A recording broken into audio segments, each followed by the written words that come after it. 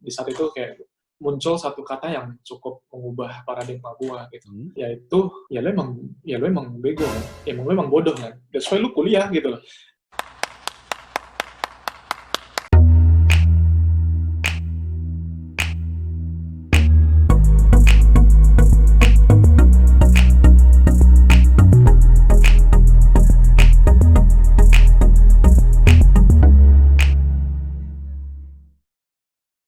Buat teman-teman, sebelum nonton video ini, jangan lupa like, komen, subscribe, dan nyalakan lonceng notifikasi untuk mendapatkan update terbaru dari channel ini.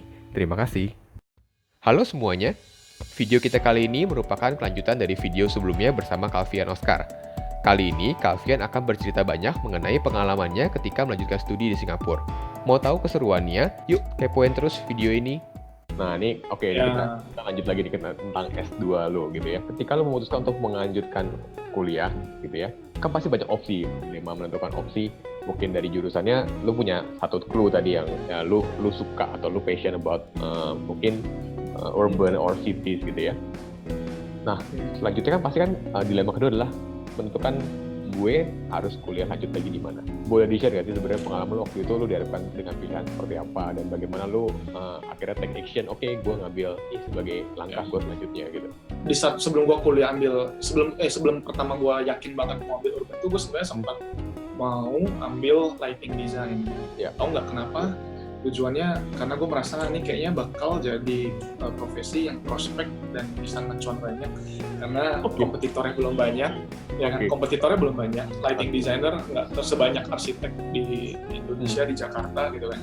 Kayak kemudian di sisi lain mungkin ya gue juga bisa datangin lampu-lampu atau gue dari China atau anything lah, maksud gue itu bisa berprofesi, lu bisa bisnis lampu ya kan, dan it making money a lot gitu kan. Udah termacet dalam akhirnya kira-kira based on itu akhirnya gue sempat cari-cari dan ada ketemu ada sebenarnya kayak bukan beasiswa ya di Jerman, which is di Jerman kan emang ada kuliah which is emang bilangnya gratis kan. Waktu itu gue ketemu salah satu kampus yang namanya Wismar tuh dia emang lighting design, jadi most of beberapa lighting designer yang di Indo yang terkenal juga yang memang mereka lulusan sana gitu. Dan ya gue melihat ya emang Wismar ini kayak emang ya udah destinasinya lah kalau lu mau belajar lighting lebih deep gitu. Jadi kayak akhirnya dari situ gue decide untuk di semester 7-8 kuliah gue tuh gue sambil les bahasa Jerman les bahasa Jerman tuh di ya kan, les bahasa Jerman tuh di Gute kan, terus ambil 1 tahun supaya biar bisa qualified lah, karena mereka minta paling nggak lu punya dasar basic bahasanya. Nah, gue udah prepare setahun kuliah, dan setelah itu di saat gue mau apply, ternyata emang ada announcement nggak semua kota lagi akan gratis gitu. Jadi gue cari-cari, ternyata Wismar yang gue mau ambil ini ternyata nggak gratis sama sekali gitu kayak. Dan kayak bakal mahal banget nih, gue kayak opa terus kayak gitu segala macam. So kayak mulai pelan-pelan kayak mulai mengubur cita-cita cuan banyak gitu. Ya kan? Dan mulai muncul ya, maksudnya sebenarnya ya itu juga masuk ke dalam pertimbangan kayak salah satunya selain funding, tapi ya di sisi lain juga karena mulai questioning lebih deep antara gue mau cari cuan doang, istilah gue mikirin uangnya gitu, bukan making karyanya gitu kan. Tapi ya di sisi lain ya kayak gitu, sempet kayak dapat kayak clue, realize kayak I feel happy and joy gitu ketika when city become better. Sorry, gue potong sedikit. Tadi kan lu bilang semester 7, semester 8 lu udah prepare about language, German language gitu ya? Iya. Berarti sebenarnya lu udah punya motivasi pada saat lu masih kuliah S1 atau lanjut ke S2 dong? Iya. Atau motivasinya munculnya setelah lu kerja gitu? Iya, enggak, sempat udah emang motivasi untuk mau kuliah S2 lagi udah dari awal. Sempet kayak udah mikir kan, kayak apa gue nggak usah terlalu spesifik langsung terjun di arsitek, karena gue mulai berpikir kayak kayaknya kompetisi terlalu sengit nih kayak lu kalau kerja jadi arsitek gitu. Kayak malah pas sebelum lulus tuh kayak mulai berpikir apa gue ambil sesuatu yang lebih specialized, dan kalau gue mau kuliah lighting kan kayak gue nggak butuh pengalaman kerja arsitek dulu, kayak gue bisa langsung lebih fokus more detail in lighting. That's why ya mulai cari ke lighting design. Even gue sempat apply di yang lighting consultant. Setelah lulus untuk nunggu lu mau ambil lighting di Jerman tadi? Ya. coba untuk ambil kerja di IT consultant gitu ya, dan akhirnya untuk awalnya mereka kayak nggak kasih respon, kayak seolah menolak lah gitu. Dan ya udah gue forget it, and then gue keterima di yang tadi gue bilang, gue sebab probation 3 bulan di sana ya kan. Pas gue udah probation tiba-tiba dipanggil lagi gitu, kayak lu keterima nih, kayak gini-gini segala macam. Gue pikir udahlah, udah lewat gitu, udah terlalu lama ya. And then apalagi waktu itu gue lihat kerjaan project di Malahan ini, gue lihat gue kayak tiba-tiba udah exciting balik ke dunia arsitektur gitu. Dan forget it about lighting design gitu. Dan ketika lo memutuskan gue akhirnya mantap untuk ngambil urban gitu ya, lo akhirnya milih ke kampus mana? NUS di Singapura. Kenapa harus di Singapura? Maksud gue kan kalau kita ngambil urban kan mungkin di universitas nasional pun di dalam negeri juga ada gitu ya. Mungkin gue nggak tahu nih apakah memang lo bisa sharing sebenarnya pilihan lo adalah ABCD dan lo akhirnya menjatuhkan opsi lo ke NUS.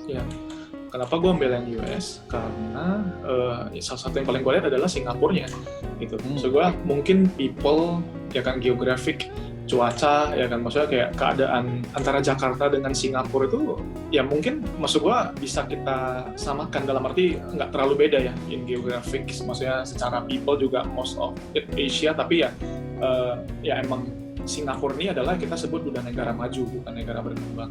Dan maksud gue ya Singapura ini ya salah satu negara di ASEAN yang emang menurut gue sangat signifikan perbedaannya dengan negara-negara ASEAN. Ketika gue pilih Singapura untuk kuliah di sana pun ya gue yakin gitu, karena ketika lu kuliah kan pasti apapun itu soal kuliahnya gitu, pasti mereka kan related dengan kotanya mereka gitu. Dan saya gue pikir kalau emang gue bisa belajar di sana dan Singapura dari bagaimana perencanaan kota mereka, bagaimana urban design mereka gitu, dan ketika bisa, menurut gue lebih bisa relevan dan bisa diimplemented di Jakarta juga gitu. Jadi banyak yang bisa gue bawa. Jadi saya gue pilih Singapura, dan gue rasa kayaknya ya it's one of the best choice juga untuk bisa belajar. Karena kalau lu tahu kayak ya pas masa-masa kuliah di sana tuh ya gue benar-benar full of amazing lah. Maksudnya amazing dalam arti melihat, maksudnya ya dulu tahu ya Singapura aja gitu kayak. Cuma ketika udah kuliah dengan lecture dari profesor-profesornya gitu kayak, benar-benar realize kayak Singapura yang kita lihat saat ini tuh bukan hanya yang sesuatu yang mereka planning 5 tahun, 10 tahun gitu, tapi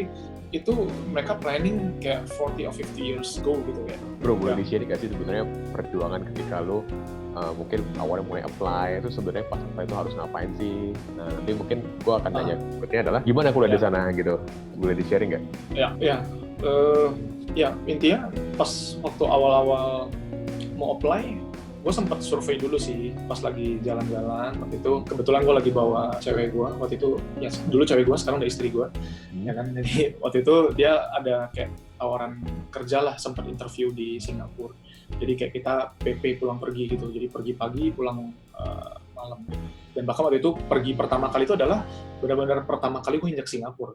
Gitu. Jadi gue belum pernah ke Singapura. Meskipun kan dulu deket juga ya sama kan, Medan dan Singapura juga agak lumayan deket ya. Iya. Tapi gue nggak pernah ke Singapura.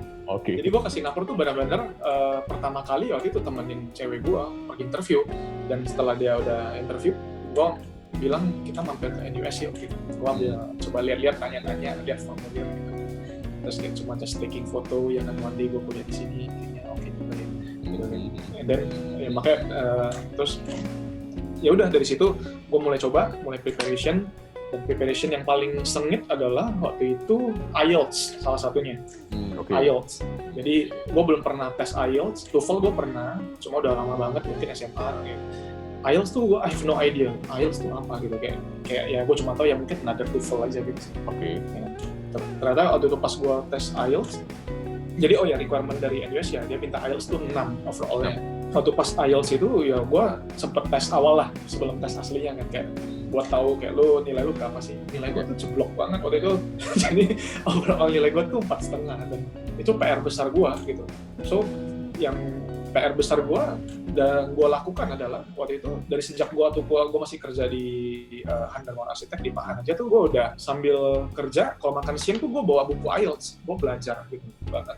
Gue belajar kayak baca-baca, maksudnya kayak yang buat tes IELTS dan lain-lain. So, and then gue juga ambil course dan luangin waktu, maksudnya jadi pulang kerja malam gue masih ambil course buat preparing IELTS gue. Terus sampai akhirnya yang waktu itu gue merasa udah harus intens, that's why gue ngajuin diri untuk resign, dan gue benar-benar 2 bulan waktu itu fully preparation buat IELTS. Itu posisinya itu jadi belum ya di NUS? LOE-nya udah dapat, letter of acceptance-nya udah diterima. Iya. Waktu itu buat DS2 kan emang kita apply-nya, dia nggak ada tes, jadi emang apply-nya portfolio. Jadi emang portfolio dengan ya mungkin dia ada kriteria khusus ya, misalnya kayak mesti formatnya dia, jadi gue mesti redesign portfolio ya kan, buat khusus buat apply ke NUS. Dan dari situ mereka nilai, dan gue dapat acceptance. Dan di situ bikin gue makin gencar lagi nih, kayak gue udah diterima nih gitu kan. Tapi gimana ya kan, sayang gue ternyata gugur karena harus IELTS yang kurang gitu. That's why kayak waktu itu gue jor-joran IELTS gue harus improve nih, harus angkat gitu. Waktu itu ya akhirnya berhasil, pas waktu ujian nilai gue overall emang exactly 6 secara IELTS gitu ya. Jadi gue ingat banget tuh pas buka kertas dari IELTS-nya kan, gitu, kayak buka ceng gitu ya, pas dibuka wah gila 6, kayak itu gue happy banget, kayak gue berangkat ke Singapura. Ya itu preparationnya, jadi ya banyak perjuangan di situ. Terus kan misalnya pas masuk dari mulai lu apply, berarti kan lu mungkin berapa bisa di sharing berapa lama sih mungkin dari mulai lu proses lu apply, lu dapat letter of acceptance sampai lu akhirnya benar-benar masuk di NUS gitu, itu takes time berapa lama tuh kira-kira? Sebenarnya gue udah mulai hunting buat kuliah S2 tuh udah kayak hampir 1 tahun sebelumnya. Waktu kuliahnya, jadi gue udah sempet cari-cari, bahkan gue ikut kayak pameran kuliah ke luar negeri tuh udah sering banget, kayak udah 2 kali, 3 kali, kayak gue udah visit banyak banget brosur, lihat-lihat. Saya sempat juga lihat yang kayak Europe, Milan, apa sih. Cuma ya at the end emang akhirnya decide ambil US. Terus kemudian di awal-awal gue masuk ada beberapa feeling yang penting ya, maksudnya gue share nih. Satu, gue amazed dengan cara mereka mengajar. Waktu itu ada kelas hari pertama Urban Design Studio-nya, which is utama juga, salah satu mata kuliah utamanya.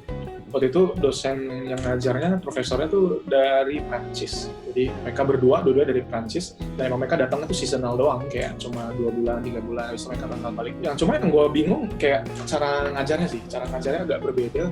Kayak biasanya kan kalau kita kayak di Indonesia ya, maksudnya kayak untuk mengajar gitu, waktu diajar kayak kita dikasih tahu dulu nih A, B, C, D, E, ya kan, udah dijelasin, gue kasih lo soal ya kan, and then lo kerjain, ya kan, nilai.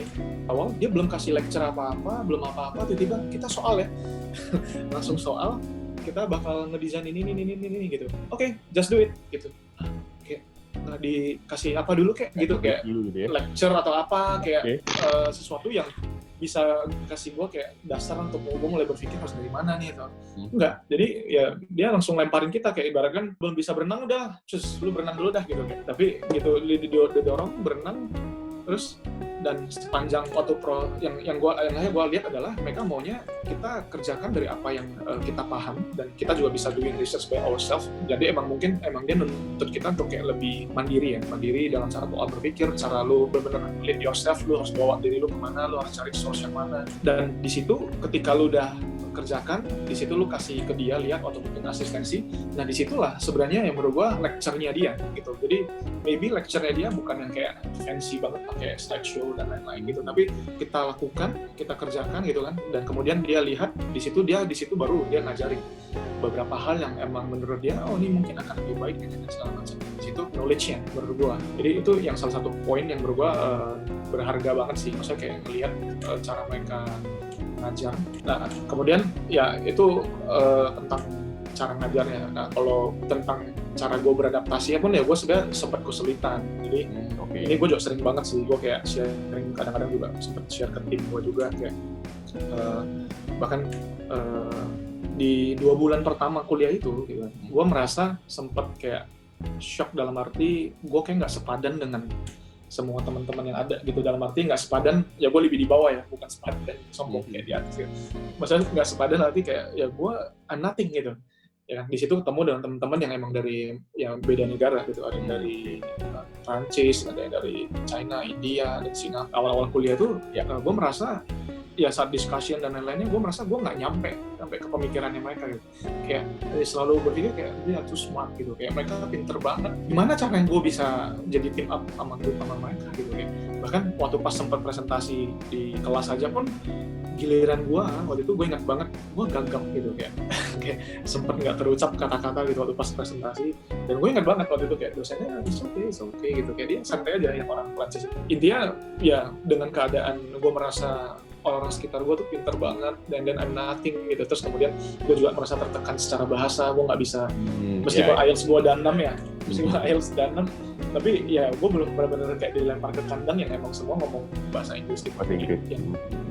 So di 2 bulan pertama itu kayak gue sempat ada di posisi yang kayak merasa ya ini jujur ya, apa gue out aja ya kuliah. Oke. Lu pernah terlintas dalam pikiran lu kayak gitu ya? Iya, jadi ya makanya kan bego banget ya maksudnya, tapi ya sempat ada di posisi itu yang gue merasa tertekan secara mental, dan gue merasa kayaknya gue nggak layak deh ada di sini gitu. Gue nggak layak nih di NUS, kayaknya nggak layak, kayak akhirnya compete gitu, kayak gue nggak bisa compete dengan mereka. How you solve that? Nah sampai di momen itu ya jujur gue ambil take time waktu itu ya, gue sempat berdoa buat take time find peace gitu ya. Kemudian gue nggak tahu sih kayak ada suara atau yang kayak berbicara gitu ya ke diri gue gitu. Di saat itu kayak muncul satu kata yang cukup mengubah paradigma gue gitu, yaitu ya lo emang bego kan, ya lo emang bodoh kan, that's why lo kuliah gitu loh ya kan. Jadi ya karena sebelumnya gue berpikir ya gue kurang pintar gitu untuk gue layak di sini gitu. Tapi pertanyaan yang muncul akhirnya semakin kencang ya karena lu bego makanya lu kuliah gitu loh, ya kan? Ya benar. Ya, kenapa lu harus merasa lu pintar baru lu ada di sini gitu? Benar. Ya karena lu bego, ya kan? Ya udah, and then ya lu belajar gitu. That's why tujuan lu kuliah ke sini karena lu bodoh gitu. Dan lu mau jadi pintar. Dan disitulah yang benar-benar malam itu gue merasa gue mulai menyadari dan gue mulai mengakui kalau ya gue bodoh gitu. Dan ketika besoknya itu gue ke kampus dengan spirit paradigma yang beda ya, maksudnya dengan sikap hati juga yang beda. Ketika gue ke kampus, gue datang dengan ya, yes, gue bodoh nih gitu, gue siap untuk diisi sesuatu gitu kayak. Terus kemudian pas lagi ketemu dengan tim up teman-teman yang pintar, gue justru mengakui kebodohan gue gitu kayak, I'm not good at this gitu kan, I think you can help me gitu kan. Ya kan, gue nanya dia, lu bisa ajarin gue nggak gitu. Dan ya mereka juga feel free, justru mereka senang juga ngajarin gue gitu. Dan di situ yang akhirnya menurut gue one of the key yang sangat penting. Maksud gue perlu ketika kita mau belajar sesuatu ya, kita perlu ngosongin diri kita. We have to be humble. Dan ketika kita ngerasa kita penuh, kita ngerasa kita harus pintar, gitu, baru bisa belajar sesuatu. Ya disitulah sebenarnya momen kita nggak bisa belajar gitu. Jadi menurut gue ya emang mungkin quote-nya ada ya, lu emang bego makanya kuliah gitu. Oke. Gue mau nanya, tadi udah hal-hal yang jadi berat gitu ya. Sekarang hal-hal yang ringan. Kalau waktu di Singapura, lu bisa share gak sih kira-kira living cost? Seingat gua, untuk selesaiin 1 tahun itu tuition fee-nya ya, antara 200 atau 300 juta. Itu intinya buat kuliahnya, buat kuliahnya aja. Di rupiah ya? Itu kursus? Rupiah, iya, 200-300 juta rupiah. Kayak lu nanya gua living cost ya karena gua juga nggak bawa duit banyak orang. Maksudnya bukan yang intinya nggak bisa foya-foya lah, ya hidupnya soleha lah intinya kayak berusaha aja gitu, kayak secukupnya lah. Fun fact-nya adalah, kali ini agak melenceng, fun fact-nya gue pas sebelum kuliah tuh berat gue 87, dan ketika gue selesai kuliah gue nemuin berat badan gue tuh di 78. Bukan karena kuliah stres atau bukan karena stresnya, gue masih enjoy kuliah. Karena paling signifikannya karena duit, ya kan, karena duit gue terbatas. Kayaknya ada cerita menarik. Akhirnya gue mulai, ya duit gue terbatas, terus gue mulai mengatur gimana cara supaya makan Islam biaya makan gue tuh berkurang. Jadi gue mulai mengubah pola hidup gue, yaitu pagi gue harus makan pisang atau apel, karena gue kalau ke supermarket beli kayak ya mungkin lu kayak beli pisang gitu kan, kayak mungkin 1 sisir gitu lu bisa buat sarapan seminggu, ya kan, dan itu lebih murah, mungkin cuma ya, jadi kayak itu save a lot gitu. Jadi kayak jadi saya setiap pagi gue selalu makannya buah doang karena buat lebih hemat. Siang gue makan normal, kalau malam ya kadang-kadang makan, kadang-kadang gue cuma makan buah lagi. Jadi somehow kadang-kadang gue bisa sehari itu cuma makan berat cuma 1 kali. Dan dari segi ya mungkin lifestyle berubah juga karena jadi lebih sering jalan, kemana-mana jalan, ya kan. Ya itu ngubah sih, itu nurunin berat badan cepet banget. Nah tapi tadi soal living cost ya, living cost ini gue kebetulan gue stay cari kamar di HDB, jadi emang tadi awal sempat cari di kayak asramanya NUS, cuma ternyata nggak gampang buat dapetin asrama, karena setahu gua ya ngobrol-ngobrol sama banyak temen, ya mereka lebih priority buat orang-orang yang S1 sama PhD, Jadi yang kayak master gitu yang not the priority buat dapetin kamar lah. Akhirnya gue cari di HDB itu kayak rumah susun ya istilahnya. Mereka ngomongnya HDB gitu kan, di daerah Clementi. Ya mungkin kalau jalan kaki kayak sebenarnya cuma 15-20 menit ya kan. Sama gue juga sempat berapa kali jalan kaki karena kayak kalau malam kadang-kadang begadang di kampus jam 12 pulang udah nggak ada bus, ya mau nggak mau jalan kaki kayak 15-20 menit. Jadi tapi kalau naik bus ya cepet lah 10 menit juga lu nyampe. So ya itu cost-nya sebulan itu gua cost-nya $700 waktu itu. Kursnya waktu itu berapa tahun 2014. Kursnya masih 9.500 atau 9.300 gitu. Oh, oke. Berarti kayak sekitar segitu. Ya anggaplah 7 juta lah. Anggap 7 juta lah. Itu udah termasuk lu sewa SDB tadi ya? Atau itu di luar SDB? Jadi ya emang tuh biaya SDB-nya. Biaya SDB-nya. 7 ya, itu tuh biaya sewa, di mana kamar yang mobil adalah kamar yang single. Jadi kayak ya, gue punya satu kasur dan ya gue buat gue sendiri gitu. Jadi nggak sharing sama orang lain. Tadi kan itu around $600-700 Singapura itu kan untuk sewa SDB ya. Kalau untuk tadi yang lu makan kira-kira around sebulan tuh satu hari tuh around berapa sih? Ya kan itu kalau kebetulan di kampus ya, lu kalau makan di kampus tuh kayak lebih murah. Di kampus tuh kayak cuma $2-3 tuh pun ada. Ya beda lu kalau kayak jalan-jalan ke Orchard ya, itu kan makanan $5-7. Ya. Tapi kalau di NUS itu makanan yang gue dengar katanya emang disubsidi oleh pemerintah. Karena emang dia sekolah universitas negeri kan anggapannya. Jadi makanan juga jauh lebih murah, lebih ya pas lah makan. Jadi kalau kayak lo nanya ya sehari, ya sebenarnya kalau makan siang ya $3. Tinggal tergantung ya, mungkin sekali makan bisa 3. Sekali makan $3 lah ya, kira-kira gitu. Buat cari rata-rata. Ini menarik nih. Jadi memang kan kadang-kadang mungkin kalau buat adik-adik yang nonton gitu ya, salah satu ketakutan ketika mereka punya mimpi untuk melanjutkan kuliah di luar, tapi adalah living cost ya. Mungkin nggak semua orang kan seberuntung itu dengan mengeluarkan cost yang mudah gitu kan. Ini salah satu opsi contohnya adalah yang tadi lu sampaikan gitu, maksudnya dengan cara kita berhemat pun kita tetap masih bisa untuk punya mimpi dan dia mewujudkan mimpi untuk kuliah di luar, untuk cari ilmu di luar. Dan memang pasti gue yakin apa yang lo dapat juga totally beda, mulai dari mungkin ya relation-nya, connection-nya juga ya. Kalau misalnya di Indonesia seperti apa, tapi di Singapura juga bisa seperti apa, ada plus minusnya pastinya. Kalau memutuskan untuk kuliah di Singapura dan memang setelah lo lulus, kita kan ambil bisa setelah lulus 1 tahun nih. Dan sebenarnya ketika lo preparation 1 tahun itu, lo udah kebayang belum sih next planning lo akan seperti apa gitu, atau setelah lulus seperti apa? Bisa lo sharing nggak sih, maksudnya apakah lo sudah punya suatu gambaran ketika itu? Ya, jadi pas waktu mau lulus sebenarnya ya udah kebayang sih. Awalnya sempat coba cari-cari, gue sempat coba apply juga ke beberapa company di Singapura. Jadi kebetulan di tahun 2015 itu, waktu itu gue inget banget satu angkatan gue dari 20-an itu yang dapat kerja di Singapura itu kayaknya cuma 5 atau 6 orang deh. Kayaknya kalau nggak salah. Jadi emang agak ada sedikit perubahan dalam arti isu di properti lah. Mungkin di bidang-bidang properti yang emang pack ke konsultan-konsultan yang di Singapura. Gue juga sempat apply, nggak ada panggilan ke konsultan yang gue mau. Ada satu yang emang panggil, cuma setelah gue suruh interview, ya gue merasa kayaknya gue nggak cocok. So ya udah sambil nunggu, ya gue pikir 2 bulan nggak dapet, ya udah gue nggak bisa tahan. Maksudnya dengan dana yang ada kayak nggak mungkin gue stay di sana tanpa dapetin duit, kayak cuma nunggu aja dapat kerjaan gitu loh. Buat gue ya life must go gitu, kayak ya lu nggak bisa, ya tergantung kantong ya, lu bisa stay di sana kantong lu kuat seberapa lama gitu. Gue pikir ya gue harus balik, meskipun ya sebenarnya ini juga dilema. Jadi selalu menurut gue quarter life crisis ya, terlalu banyak pilihan sih.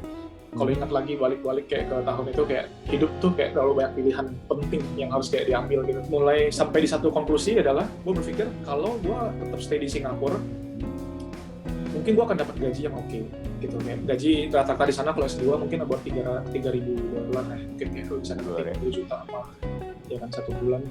Terus kayak ya kalau hitung-hitung ya sementara living cost gue gitu kayak gue cuma habisin paling 12 juta sebulan. Ya kan itu udah hidup kayak hemat gitu. Meskipun ya mungkin kalau lifestyle kerja kantoran mungkin lebih mahal ya, jadi ya mungkin 15 atau 17, tapi gue paling nggak at least gue masih 40% atau 50% gue bisa save. Sempat pikir ya apa gue coba kerja tetap stay di Singapura ya, tapi ya ambil tetap di Singapura, gue yakin banget ada satu titik gue akan mulai merasa menyesal, dimana di waktu itu di Indo ya mungkin lagi gencar-gencarnya semua lagi startup, lagi mungkin mulai bisnis baru, kayak banyak orang ya istilah gampang banget lah untuk lu develop sebuah bisnis baru di Indo gitu. Dan ya gue yakin banget kalau pasti ada satu momen gue akan menyesal. Dan buku juga pikir sebaliknya, jadi kayak gue mulai berpikir skenario A dan skenario B. Jadi skenario A Singapura, dan skenario B kalau gue balik ke Indo, gue pikir mungkin gue akan coba balik, tapi mungkin di satu titik mungkin gue akan jobless dan gue akan menyesal kenapa gue dulu nggak di Singapura. Jadi akhirnya gue masuk ke dalam satu posisi yang sebenarnya mau skenario A, skenario B, dua-duanya punya peluang dan potensi yang sama, di mana ada kemungkinan something goes wrong gitu, kayak nggak berjalan sesuai yang lo harapin. Jadi gue ambil keputusan kalau gue udah coba 2 bulan di Singapura, dan mungkin ya this is udah signal gitu, dan ya gue harus balik. Gue nggak bisa menunggu sesuatu yang emang ya lu mau paksain sampai gimana gitu, kayak yang life must go gitu, kayak hidup terus jalan gitu. Ya gue balik ke Indo. Kenyataan tidak sesuai, gue masuk ke dalam fase 5 bulan jobless. Jadi 5 bulan jobless tuh kayak 5 bulan kayak lu bener-bener 2 bulan exciting ya. Gue masih jalan-jalan ke Bali gitu, kayak wah habis selesai kuliah gitu, kayak masih exciting. Hiburan tapi lagi. Lu udah masuk bulan ketiga gitu kan, kayak bulan keempat, bulan kelima, ya kan, kayak yang tidur pun udah rasanya badannya tuh kayak nggak enak, kayak tulang tuh jadi lunak gitu, kayak I'm so useless gitu, kayak diri gue nggak berguna banget. Kayak 5 bulan gue nggak menghasilkan apa-apa gitu, gue nggak kuliah, gue nggak menghasilkan gitu. Dan ya itu yang terjadi sih, itu yang terjadi. Nah ini gue rencana sih mau bikin sesi lagi nanti mungkin tentang lo, ya mulai dari tadi ya, mungkin cut off-nya mulai dari tadi lo merasa tadi 5 bulan itu jobless, kemudian lo bisa invest your own company or your own business sampai sekarang. So sesi ini gue mau nutup dengan one last question sih menurut gue. Question is, seorang Kak-Alfian Oscar mau dikenal orang sebagai apa sih? Pertanyaan yang dalam nih. Gue realize ya, maksudnya gue bukan orang yang kayak selalu di awal yang udah kayak ketika dalam satu season tertentu tuh kayak I'm not always the best gitu. Bukan orang yang full talented selalu gitu kayak. Tapi yang gue selalu percaya adalah namanya fokus and persistence gitu. Fokus, gigih gitu, dan lo bener-bener fight yang lo mau gitu. Jadi gue bukan orang yang multi talented bisa banyak hal, tapi gue orang yang fokus gitu. Jadi kalau lo tanya ya simpelnya pengen dikenal sebagai orang apa, ya gue pengen dikenal sebagai orang yang fokus. Itulah jawaban dari seorang Kak-Alfian Oscar, ingin dikenal sebagai orang yang fokus. Oke, sip. Thank you bro. Gue akhiri dulu sesi video kali ini. Thank you.